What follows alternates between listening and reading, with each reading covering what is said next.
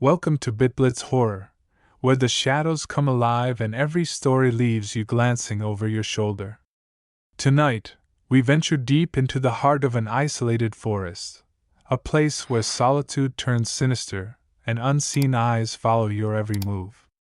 This is the tale of Mary, a forest ranger who thought she knew the wilderness, until she stumbled upon something that defied nature itself. Get comfortable, if you dare, as we dive into the Hollow Stalker. I still remember the smell of damp pine needles clinging to my clothes that late afternoon, the golden sunlight already bruising into a deep orange on the horizon. My name is Mary, and I'm 29 years old. I work as a forest ranger, stationed in a remote stretch of land known for unspoiled lakes, towering redwoods, and hiking trails that sometimes vanish under a thick canopy of ferns. Most days, I cherish the solitude up here. Quiet afternoons are a gift. But that day, something forever altered my perception of the quiet. It turned the whisper of the wind into a threatening hiss. It all began when I stumbled across a body, pale, battered, and arranged in such an unnatural way that I feel a cold dread even recalling it. There was no immediate explanation for how the body got there or how long it had been lying among clumps of wild mushrooms and thick tangles of roots. My first alert came when I smelled something foul on the breeze. I tried to convince myself it was just the musky scent of decaying logs, but curiosity pushed me off the beaten path. I took a few steps under a large fir whose mighty trunk was encircled by a halo of spiky branches. And that's when I saw the shape in the undergrowth. The figure wasn't concealed. Whoever, or whatever, left it there didn't seem concerned with hiding it. The limbs stuck out at odd angles, as though they'd been bent in a place they shouldn't bend. My stomach lurched. Yet, as a ranger, I had a duty to check. When I knelt, nearly gagging on the stench, I saw the vacant eyes, mouth parted in a silent scream. The face was contorted with fear. For a moment, I remained paralyzed, memorizing every detail. The nails chipped, mud spattered across the torso, the hair so matted that its original color was nearly impossible to identify. A wave of panic rippled through my mind. There's someone dead, right here, in the middle of my territory. It was a horrifying discovery. But it was also my responsibility to call for help or at least contact someone in law enforcement. I tried to focus on standard procedures. My heart pounded so loud that the rush of blood in my ears replaced the hush of the forest. The first thing I did was radio in. My colleagues and I usually have reliable walkie-talkie contact. But that afternoon, there was nothing but static. It crackled sharply, like a voice breaking into syllables. I tried multiple channels, repeating standard distress calls. No reply. Then I tried the emergency satellite phone I carry for worst-case scenarios. The display didn't even turn on, despite being fully charged earlier in the day. Somehow, I was entirely cut off from civilization. My mind raced with a million questions at once. Did the forest's rough terrain cause this signal breakdown? Was some natural interference at play? Or did something else manage to disrupt the electronics? It was an absurd notion, but my pounding heart told me keep your wits about you. I forced my eyes to scan the tree line, half expecting to see someone watching, waiting. Never before had I felt such a sense of being observed. It was as if the shadows themselves held their breath, aware of my presence, scrutinizing my every move. Reluctantly, I decided that the only safe course was to hike back to my station, where I had other communication devices. But I was a good few miles from it, with a dead body behind me and a failing line of contact. My training taught me to remain level-headed. I'd stay put for a second, listen for footsteps, rustling, any sign of movement. Then, as calmly as possible, I'd follow the trail back.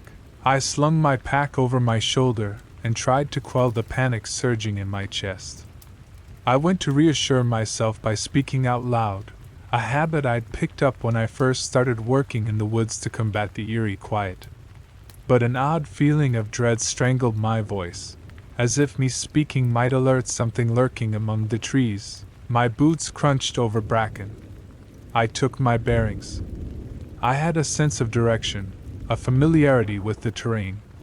Yet the route home felt strangely foreign, as though the forest had rearranged its green labyrinth specifically to confuse me. The path seemed narrower. The low-hanging branches reached out like twisted arms. The hush between the trunks thickened. It was no longer the comforting quiet of nature, but the stifling silence of a place drained of normal life. After about an hour, I emerged into a clearing I recognized. My outpost was less than a half-mile away. Normally, I would exhale in relief at seeing that small break in the canopy, but my instincts were still on high alert. It felt like eyes were trailing my every step. The sense of being watched was almost palpable. Whenever I whipped around, nothing but stillness and towering trunks greeted me. Even with the sun sinking, I could pick out subtle changes in the atmosphere. Birds that should be calling out to each other were conspicuously absent.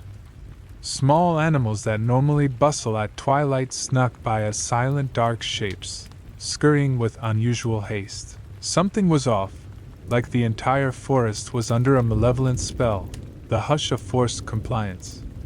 My insides twisted. The quiet was compelled by fear, not by slumber. Eventually, through the thickening shadows, my station came into view. It was a modest cabin the park provided for my job as a ranger, a place I typically found cozy.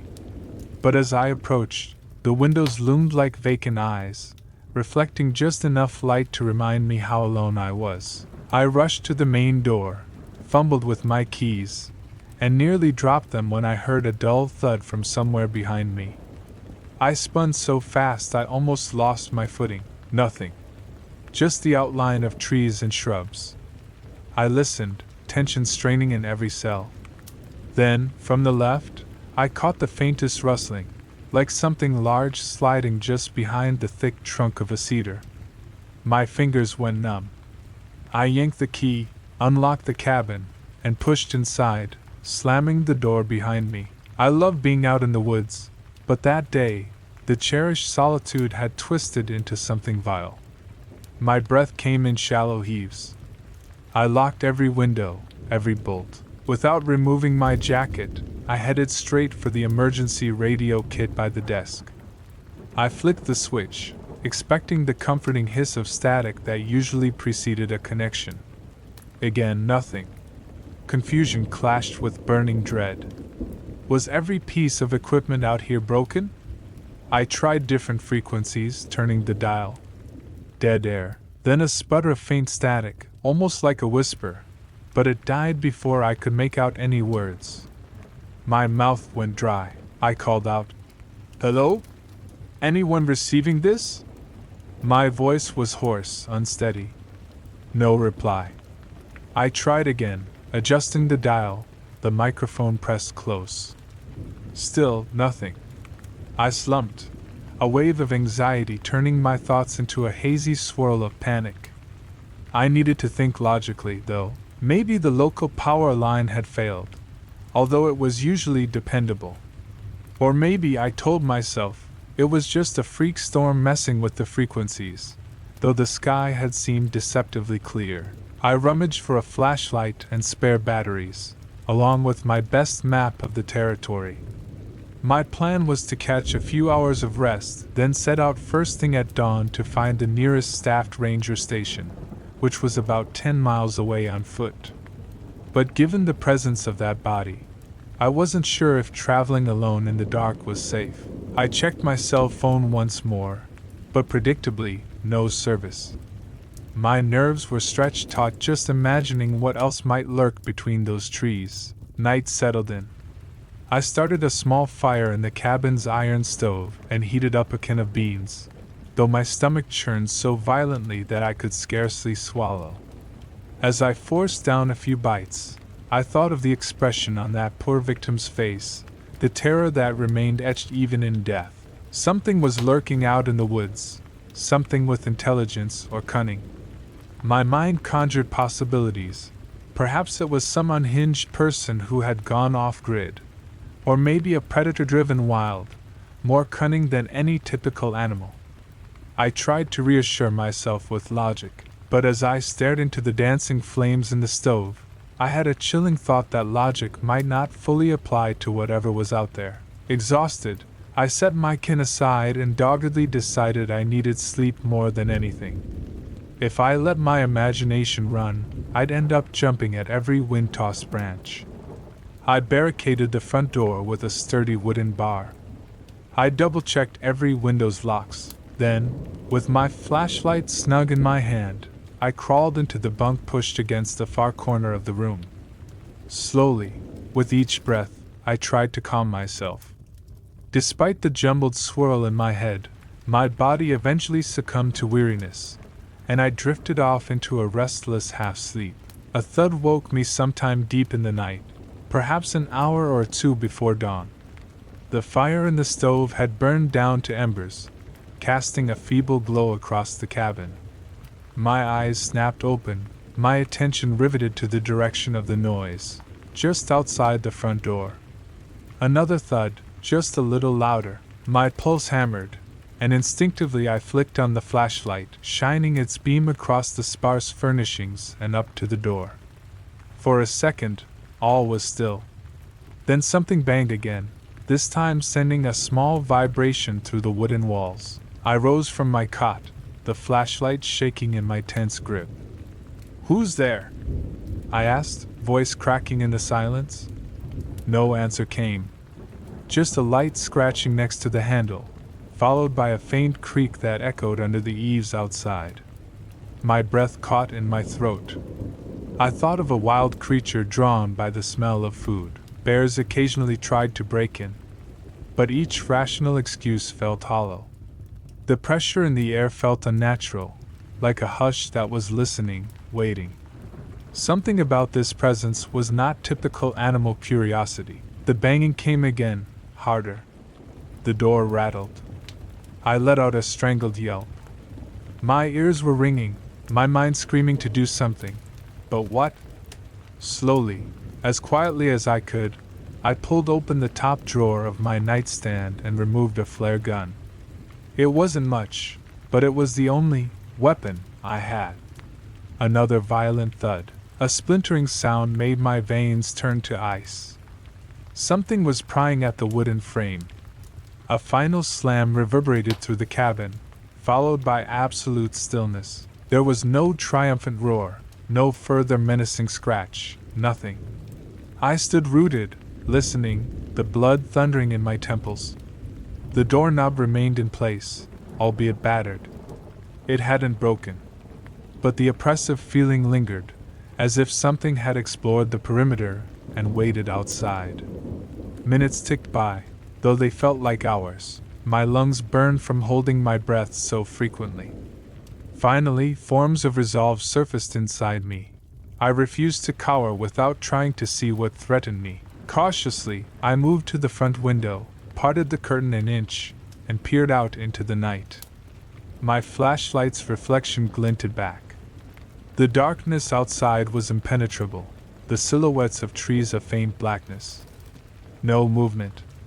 My breath fogged up the inside of the glass. Then, in a moment of horrifying clarity, I caught a hint of something tall, more shadow than substance, slipping behind the trunk of a massive cedar. My heart nearly stopped. I stared, trying to see more detail, but then a passing breeze rattled the branches, obscuring any shape except for the overlapping limbs. I backed away from the window, trembling all over. That was no bear, no mountain lion, no human silhouette. That shape was something else, something that defied natural explanation. Or maybe my mind was reeling from fear, conjuring illusions. Still, the feeling in my gut told me it was real. I forced my exhausted frame to remain alert for the rest of the night, my flare gun gripped tight, my ears trained on every tiny noise. Only in the thin light of dawn did the nearby thrushes resume their chirps, and the forest seemed to exhale the tension it held overnight. At daybreak, the presence seemed to withdraw, but I knew it wasn't gone. I prepared my pack with supplies: food, water, the battered radio, the flare gun, a small canister of bear spray. If I stuck to the old logging road, I could hopefully reach the neighboring ranger station in half a day. Fluxes of anxiety made every step feel uncertain, but I knew staying in the cabin was no longer safe. The forest greeted me with a deceptive calm. The light filtered down through shifting leaves, creating spots of warmth on the mossy ground. I pressed on, forcing myself not to peer too long into the groves. The sun ascending helped quell some of the night's terror, but it also highlighted how alone I was. I trudged through the morning hours, never letting my guard down. A few times, the path veered near thick stands of ferns. I'd feel something brush my peripheral vision, a flicker or shape moving in that sea of green fronds. When I stopped and turned, however, there was only the swaying vegetation. By midday, I'd put a good distance behind me, but the ominous quiet persisted. The usual scurry of squirrels or chirping of birds soared high above me, as if the local wildlife had retreated to the canopy, unwilling to dwell at ground level with that malevolent presence. Goosebumps rose on my arms whenever the breeze shifted. I'd get the gut sense that eyes were on me, a silent observer hidden just out of sight. I picked up my pace. Fear was an effective motivator, though my legs were screaming for rest. Around early afternoon, I encountered an old watchtower used back when more rangers patrolled these woods. It stood on a ridge near a cluster of sentinel-like pine trees. The tower was in disrepair, but it might offer a vantage point from which to scan the horizon, maybe catch a line of sight that allowed for cell reception. Climbing the rickety steps was nerve-wracking, but I pressed on, driven by the hope that I could reconnect to someone, anyone, for help. Inside, the small upper room smelled of long-forgotten dust and rotting wood. The windows were streaked with grime, but they still provided a panoramic view of the forest rolling away in all directions. With shaky hands, I took out my cell phone. One bar of service flickered, then vanished. I tried to raise an emergency call. It rang endlessly, but never connected. Desperation began to gnaw at my core. I tested the radio again. The hiss of static, then a crackle. For a moment, I swore I heard a faint voice, a single syllable. Ma. Then it cut out. My ears strained. Hello? I nearly shouted into the microphone. Silence. My heart sank. Leaning on the railing, I scanned below. For a moment, the vantage gave me a rush of hope. Nothing stirred among the green patchwork. The sense of isolation was suffocating, yet the bright sun reminded me that I still had hours of daylight left. If I hurried, I could keep going. Then I saw it. The figure stood at the edge of a small clearing, partially concealed by clustering shrubs. Even from this distance, I sensed it was the same towering, impossibly lean shape. Even the stance was wrong, as if its limbs had an abnormal geometry. It seemed to tilt its head back, as if looking directly at me. My blood turned to ice. I ducked below the tower's railing, heart pounding. My mind wrestled with the impossibility. Was I losing it, seeing phantoms in the corner of my vision? But the dread in my stomach was too tangible. Bracing myself, I hesitantly peeked another glance. The clearing was empty now. A knot grew in my throat. The being had vanished, blending back into the forest with unnatural stealth. That thing was hunting me. I had no illusions about that now. Given the vantage from the tower, there was only one viable route continuing toward the other station. A narrow trail that zigzagged down through pine groves and across a shallow creek.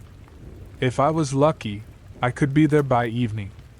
I scrambled back down the steps, ignoring the creaks and cracks of the old structure. Once on solid ground, I forced one foot in front of the other, my mind screaming at me to stay on guard. As the hours passed, the day wore on. My shoulders throbbed under the pack's weight. Early autumn shadows began to stretch across the ground. I had to steel myself each time the wind brushed a branch too closely or kicked up leaves in swirling eddies. Multiple times I was certain I saw a hulking silhouette in my peripheral vision. I'd pivot, but it would vanish, leaving only a faint rustling. The forest was playing tricks on me, or that being was nudging me toward terror by design. Late afternoon light gave everything a more sepia hue. I was grateful to finally see the shallow creek. I recognized the place from the map. Cross that creek and follow the ridge, and the station should be only a couple miles away. Relief cut through some of my terror. I hurried forward, though caution demanded I move carefully to avoid twisting an ankle on the mossy rocks. I was halfway across, water splashing at my ankles, when I felt it, a presence behind me. Every hair on my neck prickled. I froze. Slowly, I turned, raising the flashlight even though the sunlight was still adequate. At first, I saw nothing, just the thick tangles of blackberries along the creek bank. Then, the brambles shifted. Something stepped forward, partially hidden by the spiky briars. My breath caught. It was tall, maybe 8 feet, maybe more, thin to the point where it looked stretched. The limbs were too elongated, the shoulders too angular, and the head too small for its body. My mind reeled in primal horror. It wore no distinguishable clothing, only ashen, bark-like skin with spidery veins etched across it. Or maybe it was something else that resembled cured hide. My eyes watered from the unnaturalness of the sight. It stared at me, although I saw no eyes in its face, just the suggestion of hollows. An uncanny intelligence radiated from it, a sense that it was evaluating me as its next victim. For what felt like minutes, either of us moved. Then it tilted its head, a single slow movement that made my stomach lurch, as if it were amused. I tried to scream, but my voice choked. I scrambled backward, stumbling on slick rocks. In pure fright, I fumbled for my flare gun. My trembling hands aimed at the shape. I fired. The recoil jolted my arms. The bright streak of the flare momentarily illuminated the monstrous figure. It hissed, or perhaps it was a guttural rasp. The flare whistled past its shoulder, embedding itself in the thicket behind. Sparks rained. The creature slipped back into the darkness of the brambles with impossible speed, limbs folding in ways that nearly defied anatomy. My heart hammered as I scrambled up the opposite bank. I didn't dare linger. The smell of possible burning brush made me frantic, but I had one goal: to escape, survive, and somehow warn others. I ran, not even sure if my ankles would hold on the uneven ground. A low moaning breeze drifted through the trees, mocking my desperation. My mind flashed with the memory of that dead body's face contorted in horror. I imagined that the same fate awaited me if I didn't keep going at all costs. The path climbed steeply up the ridge. My lungs burned. I forced my arms and legs to keep pumping, ignoring the scratches and bruises forming from branches whipping at my sides. From behind me, I heard branches snapping. My heart jumped. That thing was giving chase, and it was fast. At points, the sound seemed to circle around. Each time I glanced back, I only saw fleeting movement at the edge of my vision. My mind began fracturing with terror. Was it toying with me? Hurting me? I reached a rocky outcropping, lungs heaving. The narrow trail wound down and around, eventually connecting to a gravel road near the ranger station. I had to follow it. With a final glance over my shoulder, I sprinted forward. The final stretch of trail was a twisting array of boulders and tangled roots, a maze that demanded slow, careful steps under normal conditions.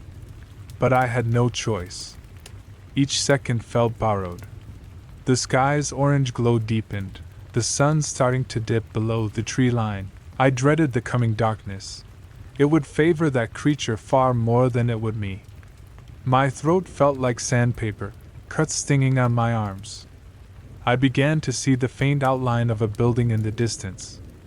Relief, a station, the promise of rescue, stirred me forward. In a clearing of overgrown grass stood an old ranger station, slightly larger than the modest cabin I used. My heart nearly soared in relief. Perhaps I'd find a landline, a radio tower that functioned better, or at least sturdy walls and other rangers. The windows were dark, the place quiet. I approached the door, noticing a sign that it had recently been staffed only part-time. My hopes dimmed. I tried the handle. Locked. In near hysteria, I rummaged for any keys. My universal set sometimes opened multiple park facilities. By sheer luck, the second key I tried turned, and I burst inside, slamming the door and locking it behind me. I stood in the musty darkness, chest heaving, ear pressed to the door to see if my pursuer was still outside. Silence. No banging, no scraping. But that same suffocating presence seemed to seep in through the cracks. I swept my flashlight across a small reception area filled with dust-covered furniture, a cramped desk where old maps lay in disarray.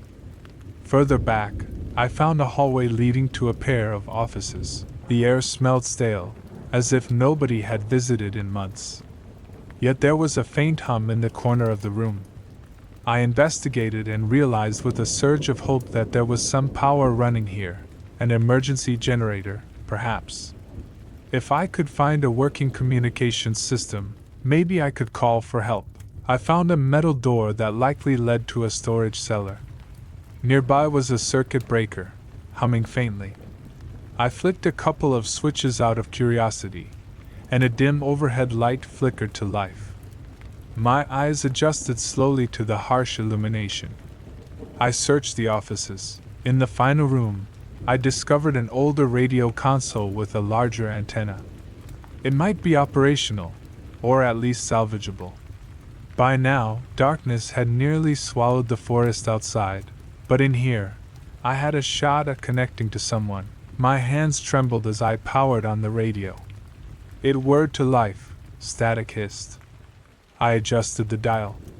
The tension was so intense that my heart threatened to slam out of my chest. Then, as I turned the knob, I heard the faintest distortion of a voice.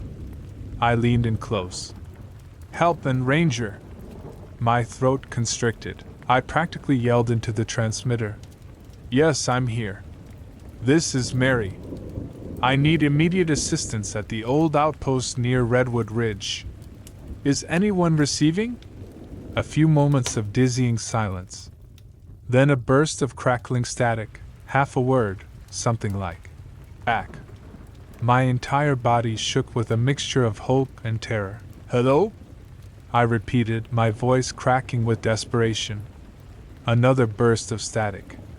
Then, horrifyingly, the line cut in with a rasping hiss that sounded almost like breathing. A chill racked my spine. Was something jamming the signal, or was I hearing the wind? The hiss continued for a few seconds, then abruptly ended. The radio fell silent. I tried a different frequency, but it was as if the device had lost all power. Even the background static was gone. I sank to the floor, hugging my knees. The knowledge that I wasn't truly safe even in this building weighed like a lead blanket. Whatever had stalked me could still be lurking outside, or maybe it already found a way in. My eyelids stung from exhaustion, my mind spinning. Should I barricade myself and wait for morning? Try to fix the radio? Attempt to run further in the dark?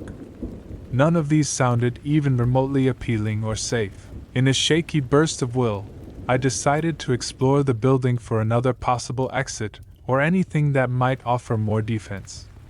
Methodically, I searched cabinets, dusty tool cupboards, even a small storage room near the break area. In the last place, I found a battered old shotgun locked in a steel case along with some ammunition. My keyring, surprisingly, fit the lock. With a scramble, I opened it and pulled out the weapon. I wasn't an expert marksman, but I knew the basics. And in that moment, My trembling sense of relief overshadowed everything else. If that creature came for me, I'd have something with a little more stopping power than a flare gun. Clutching the shotgun, I returned to the main room. I had to decide on a plan. Like it or not, the generator wouldn't last forever, and dawn was a long way off. If I let fear immobilize me, I might just be a sitting duck. The station had what looked like a heavy metal back door, probably for deliveries once upon a time. If I slipped out that way, I could try continuing through the woods under the cover of darkness.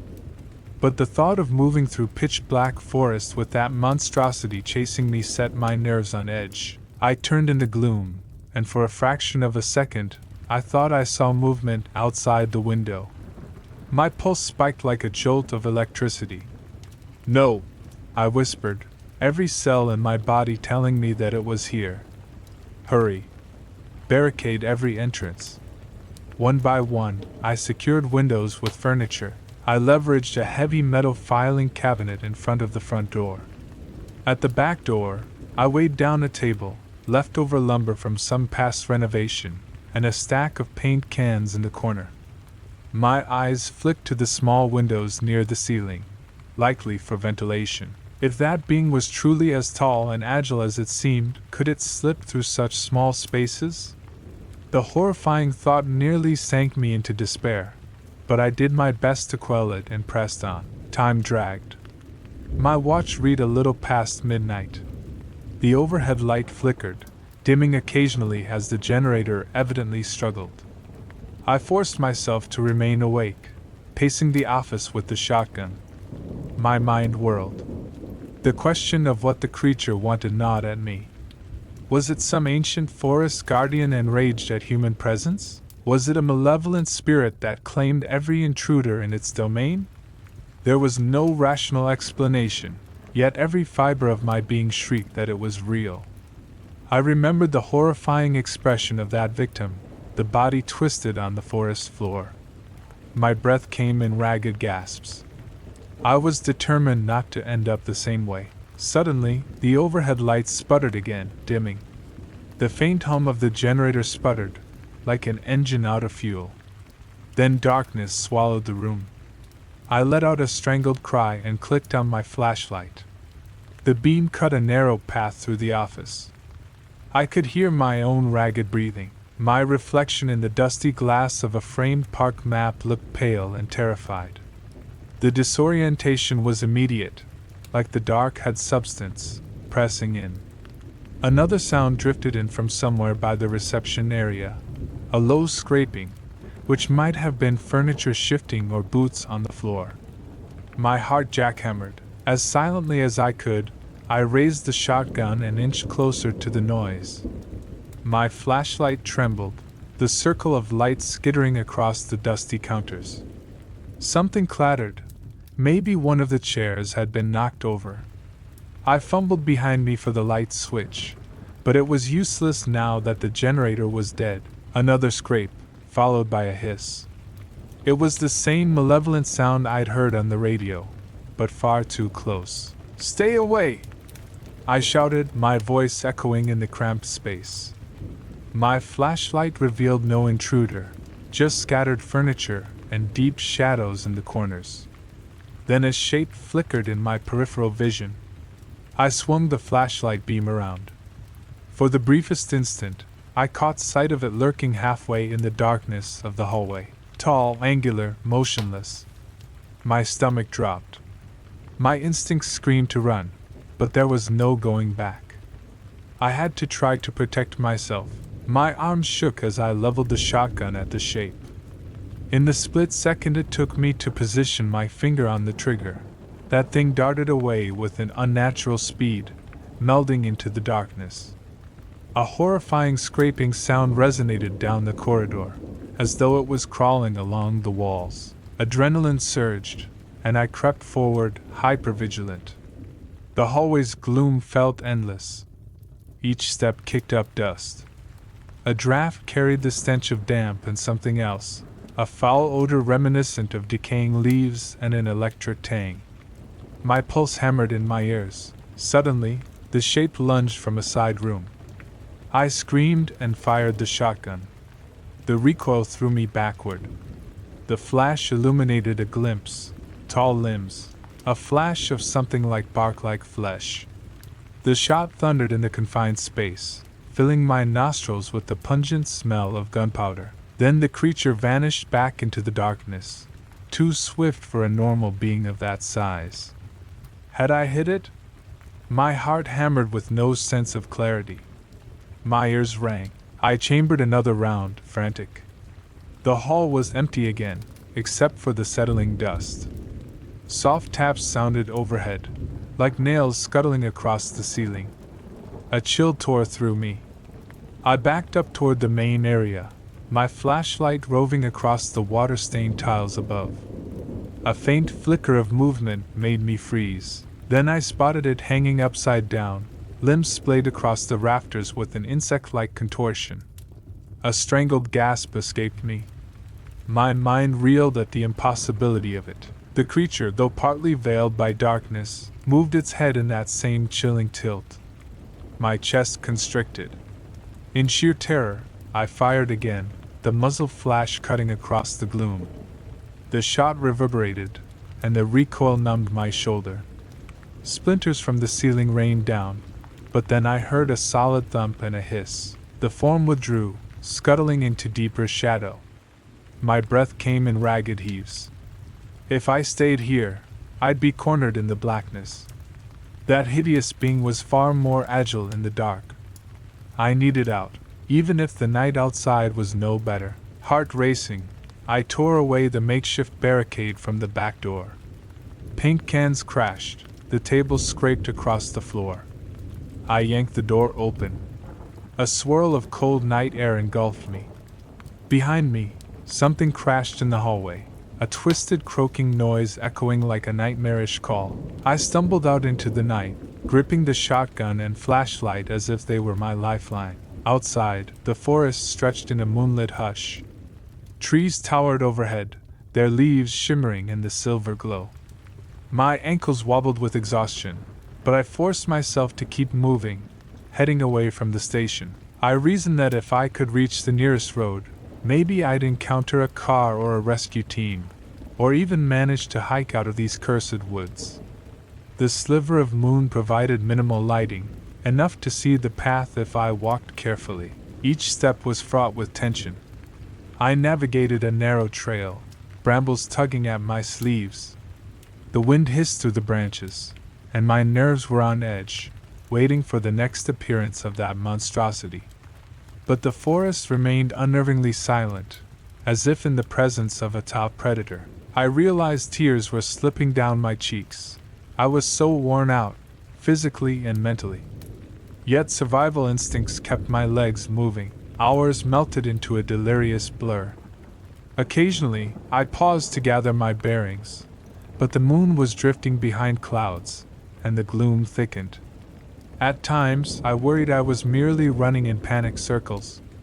My thoughts slipped back to that day's events, the horrifying body, the chase, the creature's impossible attributes. It all felt like I'd crossed the threshold into a nightmare version of my beloved forest, one that refused to relent. In one of my stops to catch my breath, I heard a faint trickle of water, perhaps a stream or a small waterfall. I decided it might lead me to a bigger waterway or a recognizable landmark that could guide me out.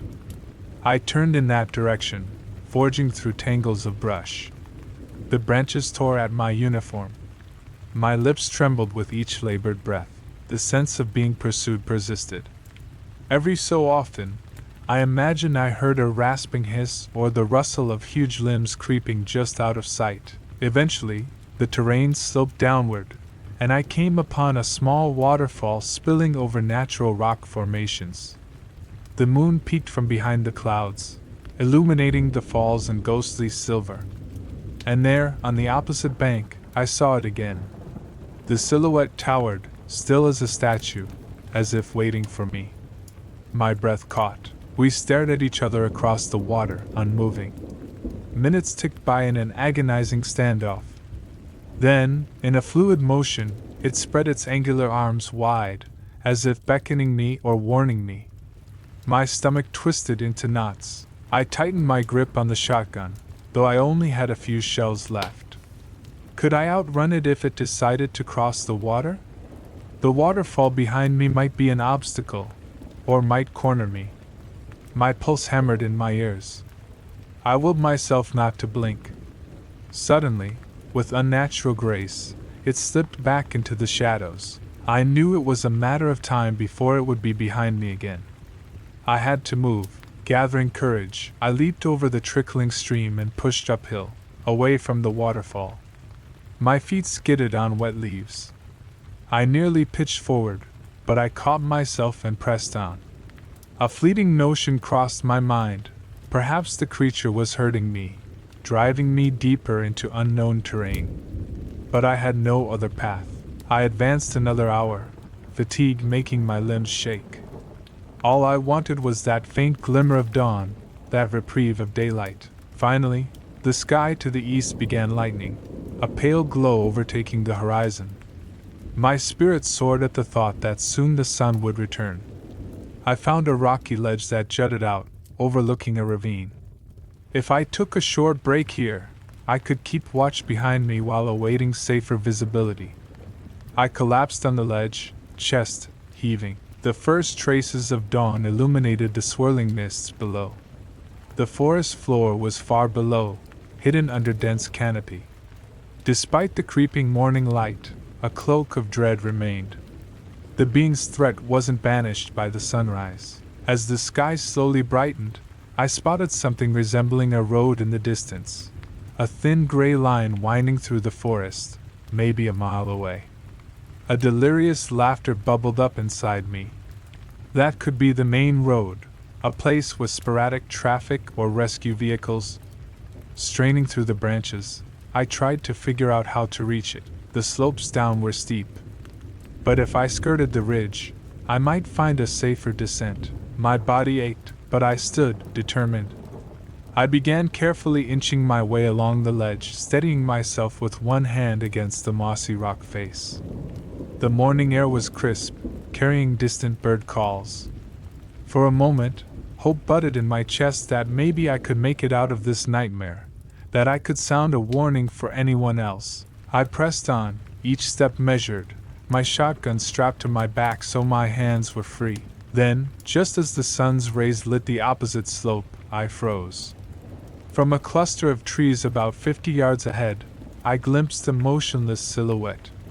My heart lurched. It was there again, waiting.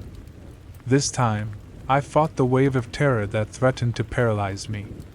If I ran back across the ledge, I'd be trapped in the higher ground with no path. But if I pressed forward, I risked collision with the creature. My mind reeled. I had to do something. The rocky drop behind me was lethal if I slipped.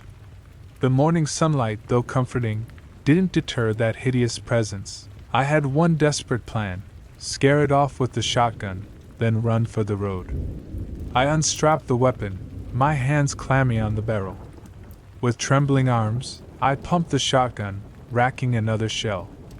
My voice, raw from exhaustion, hissed out, "Stay back." No movement from the shadow. "I'm warning you!" I yelled, stepping forward, muzzle aimed. The silhouette remained. Then, in a hauntingly graceful motion, it cocked its head. I didn't hesitate. I squeezed the trigger. The blast shook my arms. Splinters of bark erupted from the trees. Birds scattered in alarm. For a heartbeat, I thought I saw the creature bolt sideways. I fired again, but the recoil jerked my aim wide. Stillness. Smoke curled from the muzzle. My ears rang so loudly that I barely heard my own ragged breaths. Had I chased it away? Or had it simply slipped out of view? I had one shell left in the firearm. Gritting my teeth, I sprinted forward, tearing through the undergrowth. Sunbeams spotted the forest floor, revealing the slope I needed to descend. I glimpsed no sign of that elongated shadow, though the entire forest felt charged, as if it might reappear at any moment. Loose rocks skittered under my boots, nearly toppling me, but adrenaline fueled my balance. The slope was treacherous, and by the time I reached the bottom, thick briars had scratched my arms. I burst onto a narrow road carved into the hillside, nearly collapsing in relief when my feet touched the crumbling asphalt. For a few moments, I stood panting, scanning for any sign of that thing. Only silent trees greeted me, glowing in the new day's light. My entire body trembled with exhaustion. The forest no longer had that menacing hush, but I sensed no safety here either. Gulping air, I began trudging along the cracked road, certain it must lead to or from a main highway or station. Each step jarred my bruised muscles. The sun rose higher, bathing everything in an almost surreal normalcy. I heard distant birds calling, a gentle breeze stirring branches overhead. It would have been a beautiful morning if not for that gnawing paranoia. Was I truly safe, or was it stalking me still? After nearly half a mile, I heard a vehicle's engine, a low rumble echoing from around a bend. My heart surged. I waved my arms madly, stepping into the middle of the road. A brown pickup appeared, its driver slamming the brakes. Dust billowed. The older man inside rolled down the window, eyes wide. Then he saw my dirt-streaked face, the shotgun dangling in my grip, and he stammered. What happened? I almost collapsed right there. Relief and lingering terror warred inside me. In a hoarse voice, I managed, I need help. Please. Apprehension flickered across the man's features as he saw my desperation. But he nodded, motioning for me to get in. I didn't hesitate. We drove away, the road curving through the forest. When the station I originally set out for finally came into view, I felt tears slip down my cheeks. I didn't know how I'd explain everything, or if I'd even be believed.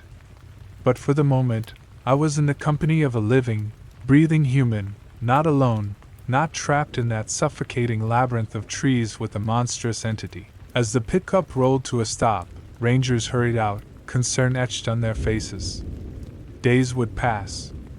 I'd tell my story in fragments, referencing a dead body, failing communications, the unnatural silhouette that haunted me. But no matter how thoroughly I recounted the events, my words stumbling over terror-laced memory, I could see skepticism creeping into their eyes. A fresh search began for the body. Another team scoured the old station. They uncovered battered walls, but no definitive sign of the thing that stalked me. The radio equipment was fried, though no one could explain precisely why. And the body I had found? Vanished without a trace, leaving only some broken branches and a patch of disturbed earth where I swore it used to be. Even as I stood in the safe glow of electric lights at the news station, retelling what happened, I felt that presence linger. Somehow, it wasn't merely physical. It had gotten inside my mind. Its memory hovered like a silent sentinel in every shadow I glimpsed, every rustling tree at dusk. The notion that it could hide anywhere, waiting to strike again, gnawed at my sanity. Was it tied to this forest alone, or could it follow me wherever I went? Eventually, I returned to my usual post, though nothing felt usual anymore. My nights were plagued by nightmares of elongated shadows creeping toward me, spidery arms extending from the darkness. By day, every breeze made me jump. My colleagues tried to be supportive, but their pitying looks spoke volumes. Despite statements and half-hearted investigations, no official explanation was ever given. The missing body was written up as a wild animal scavenging scenario. The destroyed equipment was chalked up to freak electrical malfunctions. They couldn't rationalize the creature. They didn't see it like I did. In the end, I remain here, bound to the forest I once loved. I can't flee it, though I wish I could. There's a part of me that feels I won't find real peace, even miles away, because it's branded into my memory. Sometimes, standing beneath the towering redwoods at dusk, I sense the hush falling in an unnatural manner. My pulse quickens, and I scan the tree line. The memory of that tall, angular silhouette chills me. I can almost hear that rasping hiss on the breeze. And just when I convince myself it's only my imagination, I hear a branch snapping in the distance. My heart seizes. Maybe it's an ordinary animal, maybe just the wind. But deep down I know, it is out there, waiting, never far from sight. And for the rest of my life, I'll be looking over my shoulder, haunted by the knowledge that sometimes, the forest keeps secrets that even the best rangers can't explain.